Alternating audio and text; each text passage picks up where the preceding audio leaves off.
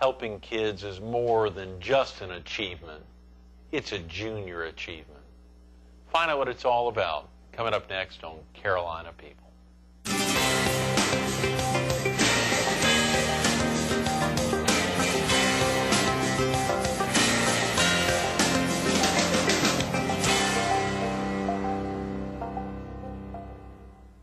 Good morning. Welcome to Carolina People. This morning we're at McTaylor's Alterations and Boutique at 712 Main Street in Myrtle Beach, right next door to the Black Tie Restaurant. We're focused on junior achievement of coastal South Carolina. We're visiting with its president, Mike Campi. Good morning, Mike. Good morning, sir. Happy New Year. Big last day of the year. Yeah, you got big plans tonight? Yeah, I'm putting my babies to bed early, and probably not far behind them. Would be my plans for tonight. You're not going to be watching the ball drop or anything special like that? See, it really wouldn't matter, Greg. The babies are going to get up when they get up, and we have to get up with them. So right. The twins have their own agenda for New Year's Day. Oh, sure. And you'll be going down before midnight, and then probably, as you say, waking up sometime. I have a feeling midnight. I'd be getting up before some people are going to bed. That would be my guess. The joys of parenthood again, Mike. Yeah. Now you've got two older daughters, right? I do. They're home. My oldest daughter is a freshman at the College of Charleston. Great. And my other daughter is a junior at Carolina Forest High. Good. And then the twins still in diapers. So, yes, wow. As you said off camera before we started, one in college, one in high school, and two in diapers. Yes, very nice. That's exciting. The day that they get potty trained, it'll be like getting a raise. Oh, yeah. That's for sure. Listen to you. You and your wife both focused on that. That's right. Yes, sir. A lot happening with junior achievement of Coastal SC. A lot of fun stuff. We're very blessed. One of the primary criteria for delivering a JA program is the utilization of a classroom consultant, a volunteer from the community to deliver the programs. We train them, and then we match them with a local school and a local class. And it would be very easy for us to take these very, very wonderful programs that are developed by JA Worldwide. Right. They're like a suitcase, and they're grade appropriate for whatever class, and give them to the teachers and just have them teach it to the students. Junior Achievement's philosophy is business is probably best taught by folks in business. Right. And these programs are very multisensory. Some children are auditory learners, some are visual learners, some have to get their hands dirty, and all these JA programs are very multisensory in nature, so that after 15, 20 minutes of theory or lecture, there is an interactive activity, again, conducted by the volunteer, that reinforces and underscores the theory or the lecture that just took place. So it's a 1-2 punch that's very, very formidable, and again, it's just, seeing the light bulbs go off in the children's, above the children's heads is one thing, but seeing the delight in the teacher watching this, the volunteer, and the teacher, excuse me, the teacher real observing it, and then the volunteer who just who hates that last day when they've completed the class. We have volunteers that on their last day they want to bring pizza and make it and they want to go back year after year after year. Mike, wow. So it's kind of like I don't know, some of those matchmaking organizations out there. We match a volunteer who's got some time and a real passion about financial literacy. We have schools that want business and education. Business and economics and financial literacy programs, dropout prevention programs delivered in their schools. Right. And we, through our special events, which we'll talk about later, a little bit of money, boom, we put it all together, and these kids are enlightened. It's awesome. That is. What a great... I love my job. I really do. All that coming together, or the confluence of those, all those pieces rolling together must be very exciting. And for you to hear about it, whether directly or anecdotally, about the excitement in the classroom, as you said, the educator watching it. And I'm sure you see, do other volunteers sometimes come in to watch before they actually go to the classroom, to come in and watch the teacher, the volunteer administrator of the program, so that they know what will happen to them when they get in there? Exactly, absolutely. we will actually have a lot of, for example, we have partnerships with many companies out there. Right. And it may be difficult for an individual, perhaps at a mid-management or higher level, to commit to 8 different Wednesdays to deliver the program. Right. So they may, 2 people or 3 people may tag team. From the same company. From the same company. Right. And that the day that the CEO can't be there, the CFO can be, and, Sure. and the children are already acquainted with that individual. Right. So that a lot of times there's a partnering. And then, yes, we also would like, because some people, it's very interesting, some people are very intimidated by the high school level. Okay, and my previous background is adolescence, and I'm very comfortable in the middle school, high school level. Right.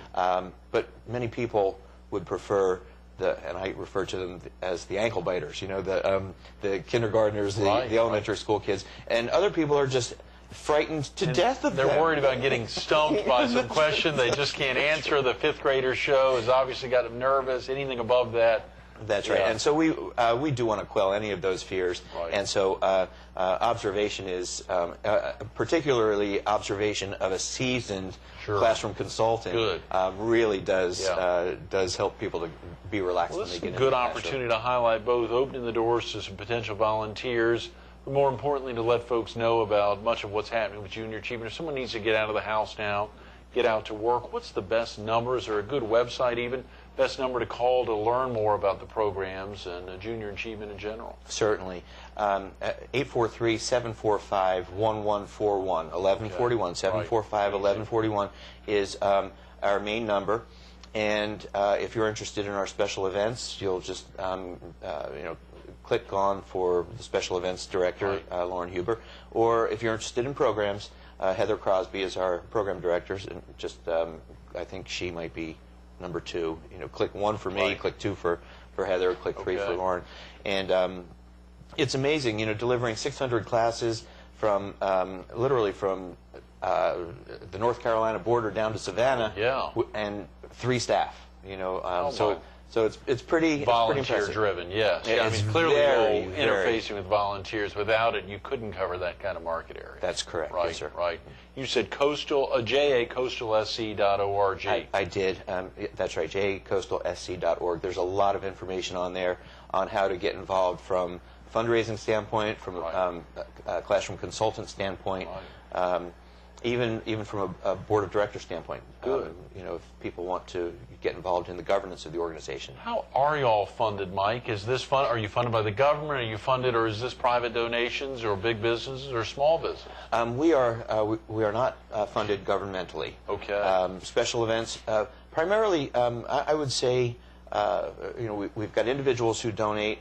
We have a calling campaign in the fall. Right. And then we've got a couple special events. We've got a bowl-a-thon coming up in just a couple months, the end of February, early March. Good. And that's a big fundraiser for us. But primarily our support is rendered by the corporate community.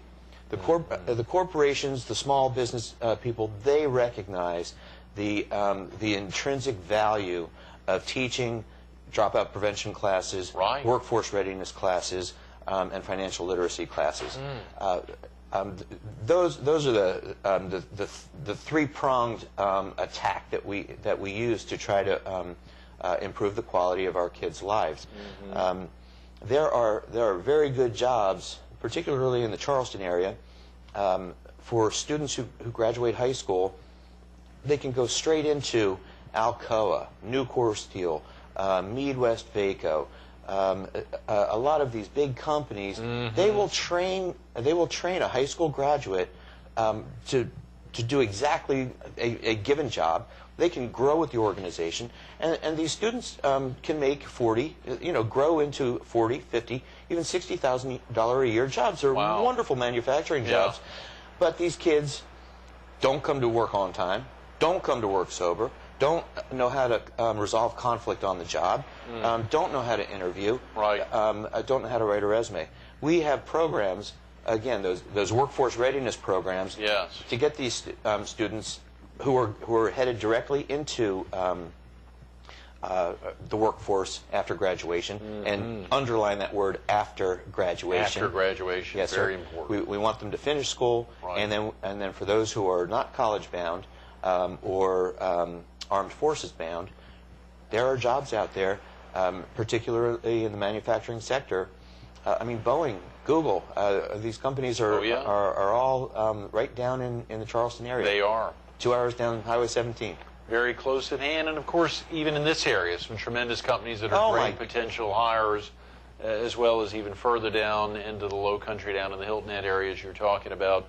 Many of these folks are still turning to Junior Achievement and its programs to make sure the kids are trained well, yes, sir. and wanting to support you to make sure you continue to churn out great. Dropout retention is critical. It most certainly is. Recently, they came out. It seems with every administration, they come up with a different moniker, and right now they're talking dropout factories. Okay, that's been the latest terminology. And a dropout factory is a high school whose graduation rate is 60% or less. Now, 60% to me is a very low bar to begin with. But once again, South Carolina, #1 in dropout factories. Is that right? Yes, sir. In the country? In the country. Oh, come on. I tell you no lie. And you know, I don't. It doesn't matter if they call them dropout factories or if they just say we just have a high dropout rate or whatever the case may be. But we've got. You don't try to prevent dropping out junior year in high school. Right. It starts in the 4th and 5th grade. I've got volunteers, classroom consultants who were in the banking industry, for example, and they talk about how much money do you think you're going to make when you stop going to school, and they'll say, well, maybe $30,000 a year, and 4th grade students think that's a lot of money. Oh yeah. And then they walk them through the whole mortgage process. And do you want a boat? Oh yeah, I want to have a boat. They start to crunch the numbers here, and there's, oh my, maybe $30,000, $25,000 isn't going to be enough to live the lifestyle that I might want to achieve. You know. Yeah. So now achieving that quality of life requires, they start to realize in the 4th and 5th grade, it's not going to be on an 11th grade education now, is it? You know, and so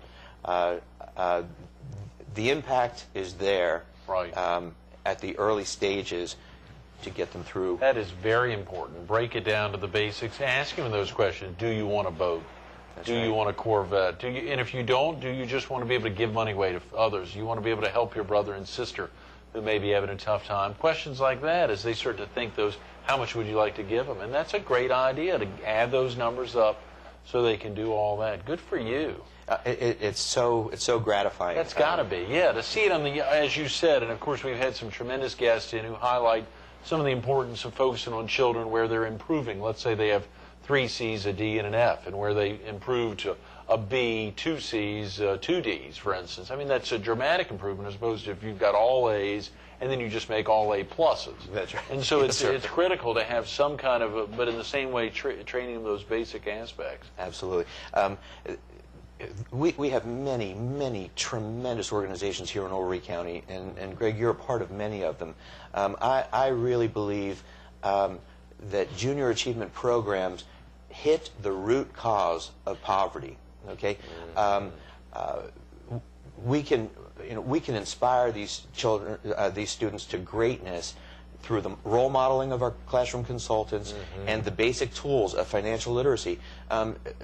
Our kids can graduate high school and have never balanced a checkbook, reconciled their account, and when they graduate high school, Greg, they get hit with 19 credit card applications. Oh yeah. Congratulations on your achievement, you know, and wow, can you believe it? Somebody's going to give me a credit card, and what happens?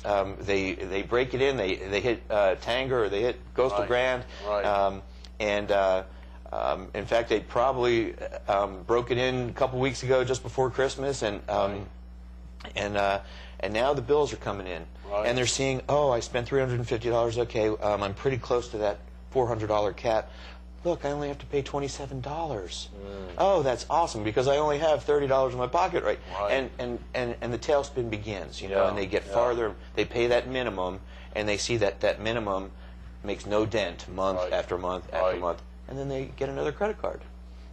And the JA programs, the financial literacy programs, we probably, if we could deliver them to adults too. I mean, there are many adults who could benefit from these programs. Absolutely. Sure, I could. I mean, anyone. Lots of adults need to be reminded of that. Could very well be. Someone was talking to me the other day about, Greg, do you really need that belt card that you got when you went in? And not to single out a store, but he said, you want to get these shoes, leave your credit card in your wallet. You can get a belt card. It was great. I got one, and these are some nice shoes. Yeah, that's right. It's fascinating. They do. They dangle like carrots. Yeah. That's right.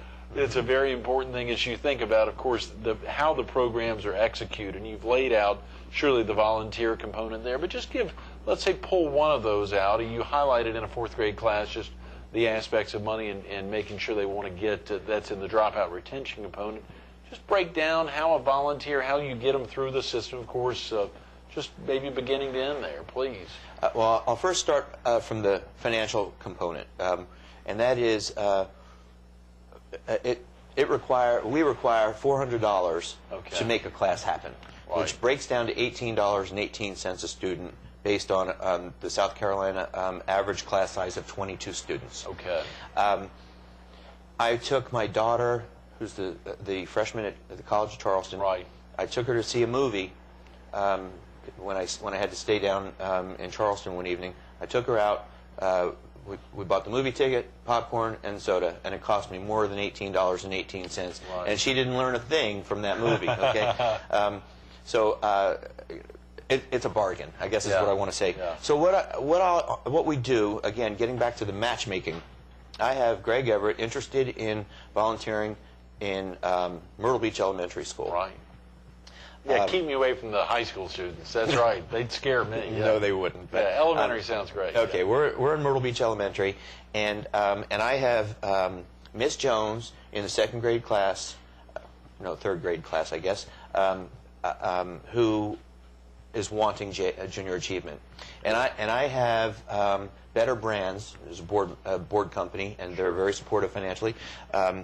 Better Brands wants to fund that class. Right. So I say, Mr. Everett, I have Miss Jones in the third grade at Myrtle Beach Elementary who would love to have you as her classroom consultant to deliver Junior Achievement Program. Would you be interested?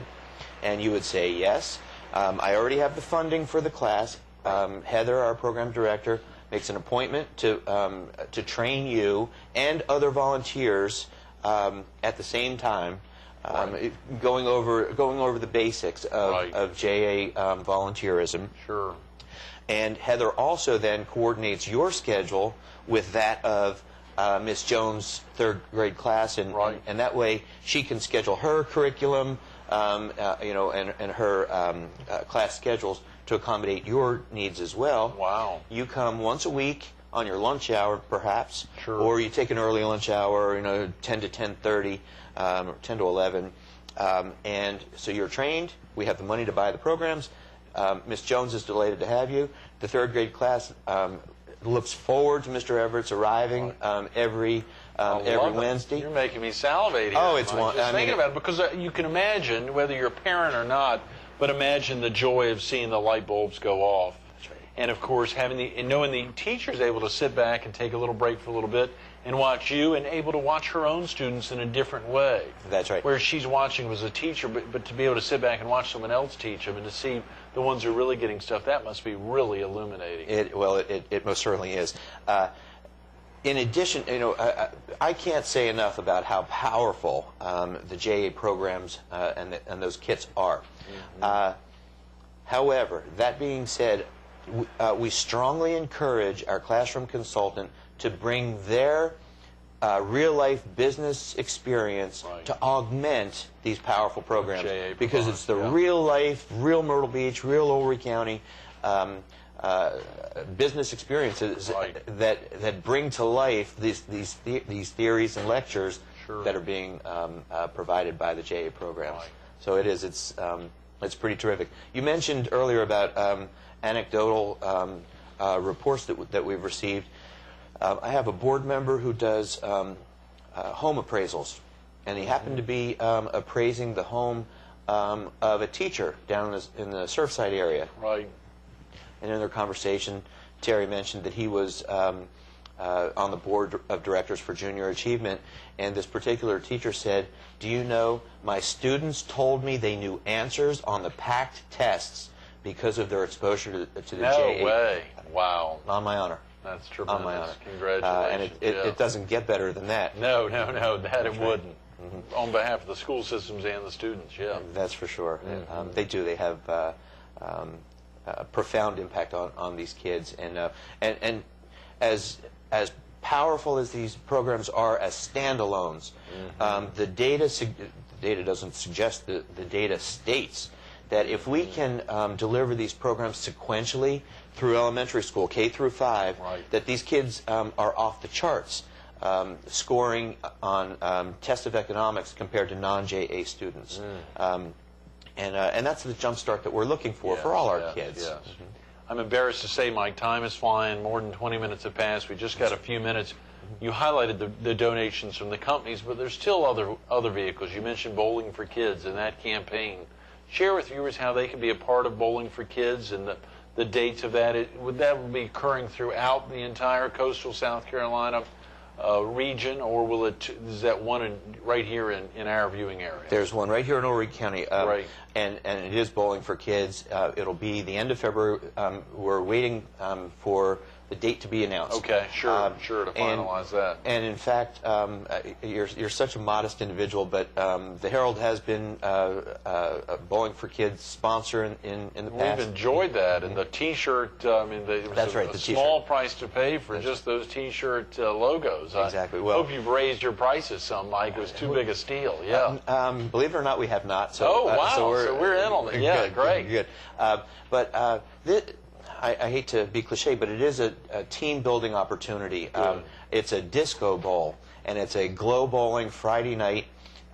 We encourage folks to dress in era theme, and a disco era theme, and folks really got into it last year. Our bowlers, we ask each bowler to raise $100, right, whether it's through dress-down days or asking friends, 10 friends to cough up $10 for their efforts, and then what we do is we spend the entire night. You may never have picked up a bowling ball in your life, and that really doesn't matter. Sure. But we spend the rest of the night thanking all the folks for coming out, and they're teams of 5, they're companies, and we have. I'll mention Blue Cross Blue Shield because and Burroughs and Chapin, the two of them. Outdo each other year after year. One will have 11 teams, the other one will have 10, and back and 5 each, yeah. 5 each, exactly. And they have a blast. And then we do disco era trivia. So the first person who can tell me how Mork would greet folks in Mork and Mindy, they'd get 2 tickets to Myrtle Waves, for example, or lunch for 2 at one of the eateries, and so we're just infusing tons of fun and just having a blast because they've already raised money for us prior to the event. That's right. And that's $100 per team member. So each team is coming up with raising a minimum of $500. $500. That's tremendous, and of course they can raise more. Oh, we have tremendous prizes for people who raise more. Right. Good. I mean, we have prize packages again donated to us. The community is very good to us from an in-kind. You highlighted that's another way. We've just got a minute, Mike. That's another way the viewers can get involved, helping to donate items to make sure they back up, at least help any of the contestants raise $100. Could they be a part of it themselves? Could they be help create a team? Okay. Indeed, absolutely. Call that 745-1141. 843-745-1141. Of course, you've got a tremendous website, jacoastalsc.org. Yes, sir. And of course, for you, having been involved in supporting both youth in myriad stages in other organizations in the past and now at Junior Achievement, what's the most exciting aspect for you, Mike? Well, I have to say it's being on the proactive side. all my experience in the past has been helping people when they've already suffered some sort of setback, you know, whether it was abuse or neglect or hunger or whatever. Now we have an opportunity at the very, very basic level to impact a child's life before they've suffered any of these setbacks. So it's very exciting. I think the Lord saw fit to put me in a position like this after the years of working on the other side for so long. That's great, on the other side. Yes, I like sir. those words. Thanks, Happy New Year, Mike, my for being friend. with us. Absolutely. Same to you. Stay tuned to more Carolina People with the Junior Achievement of Coastal South Carolina's President, Mike Campi, coming up next. What great words. Junior Achievement is the successful bridge between education and business, and you need that bridge. You've got to have a bridge like that.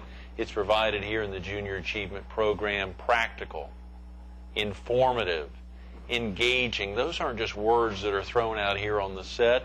Those, you see them in the classroom, whether it's that educator watching that classroom consultant connect with his or her students in a way that they may have never connected with them before, breaking down simple ideas in a way it's been mastered year after year.